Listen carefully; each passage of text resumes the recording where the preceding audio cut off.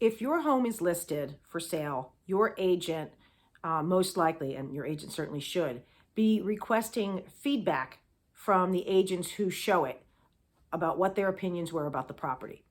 There are feedback forms that we as agents have available to us with different questions, and we can also make our own. But some of the most common questions are, what did you think of the price? What were the best and worst features of the property? What would you change, or what advice could you give the sellers to better present their property? So the idea is to try to collect information from agents who have shown the house to help sell the house. A lot of people ignore the feedback because they say, well, if this person's not interested, I don't care. But that is not the wisest thing to do. Now, sometimes the feedback addresses things that really you can't do anything about. Like, the house was up a really steep hill and my buyers didn't like that. Okay, you're not going to be able to change that. But if the feedback is, it kind of smelled like wet dog, or as we approached the front door, we got a bad first impression because the paint was peeling all around the front door. Those are things that, should you choose to, you as a seller can do something about.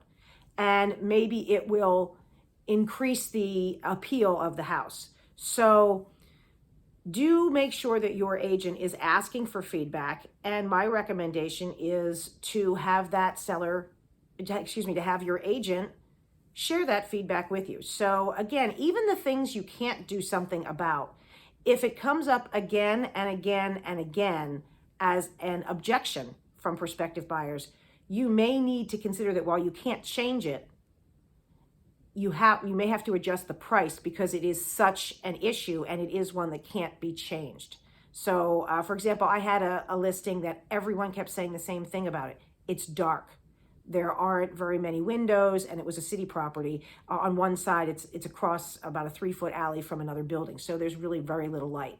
So even though the unit itself, the condo itself was lovely, that's what everybody said. And I tried to get my sellers to understand that while they can't change it, people objected to that enough that they were saying the value wasn't there and they would have to lower the price. So do think about getting the feedback and trying to have an open mind and trying not to take it personally and using it to the best of your ability to increase the appeal of your property.